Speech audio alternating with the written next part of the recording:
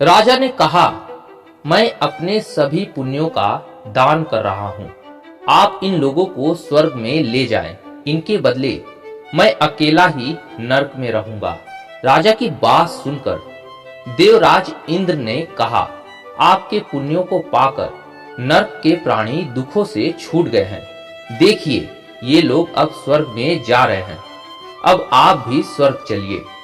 फिर राजा ने कहा, मैंने तो अपने सभी पुण्यों का दान कर दिया है। अब आप मुझे स्वर्ग में चलने को क्यों कहते हैं? देवराज हंसकर बोले, दान करने से वस्तु घटती नहीं बल्कि बढ़ जाती है। आपने इतने पुण्यों का दान किया है, यह दान उन सबसे बड़ा पुण्य हो गया है।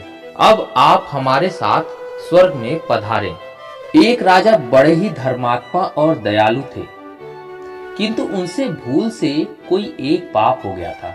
जब उनकी मृत्यु हो गई, तब उन्हें लेने यमराज के दूत आए। यमदूतों ने राजा को कोई कष्ट नहीं दिया।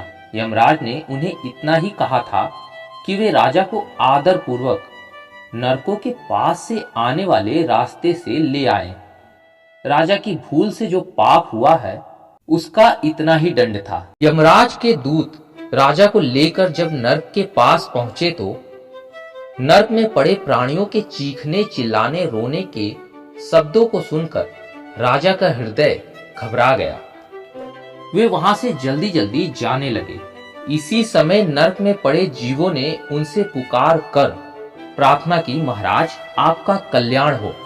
हम लोगों पर दया करके आप एक घड़ी यहाँ खड़े रहिए। आपके शरीर से लगकर जो हवा यहाँ आती है, उसके लगने से हम लोगों की जलन और पीड़ा एकदम दूर हो जाती है। हमें इससे बड़ा सुख मिल रहा है।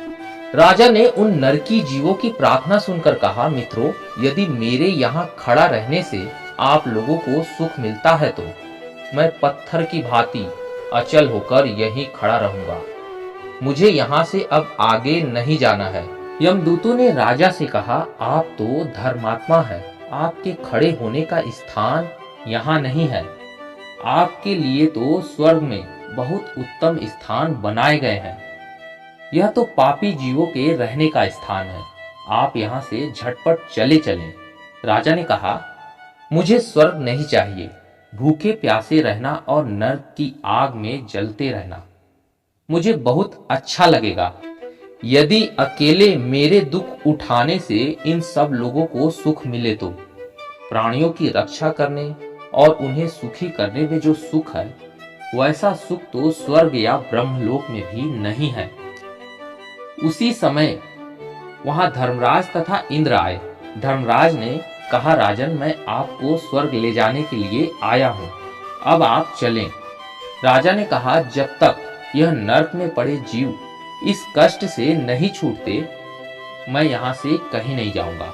धर्मराज बोले, ये सब पापी हैं, इन्होंने कोई पुण्य नहीं किए हैं, ये नरक से कैसे छूट सकते हैं? तब राजा ने कहा, मैं अपने सभी पुण्यों का दान इन लोगों को करता हूँ। अब आप इन लोगों को स्वर्ग में ले जाएं।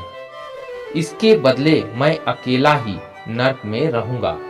राजा की बात सुनकर देवराज इंद्र ने कहा, आपके पुण्यों को पाकर नरक के प्राणी दुखों से छूट गए। देखिए, ये लोग अब स्वर्ग में जा रहे हैं। अब आप भी स्वर्ग चलिए। फिर राजा ने कहा, मैंने तो अपने सभी पुण्यों का दान कर दिया है। अब आप मुझे स्वर्ग में चलने को क्यों कहते हैं? तब देवराज हंसकर बोले, दान करने से वस्तु घटती नहीं बल्कि बढ़ जाती है। आपने इतने पुण्यों का दान किया है, यह दान उन सबसे बड़ा पुण्य हो गया है। अब आप हमारे साथ स्वर्ग में पधारे। दुखी प्राणियों पर दया करने से ये नरेश अनंत काल तक स्वर्ग का सुख भोगते रहे।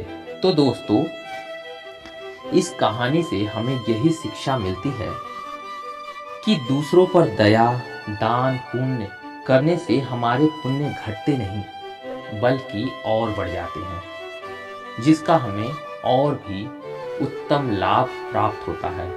उम्मीद है कथा आप लोग को पसंद आई हो तो लाइक और सब्सक्राइब जरूर कीजिएगा दोस्तों। मिलते हैं अगली कथा में, तब तक के लिए धन्यवाद।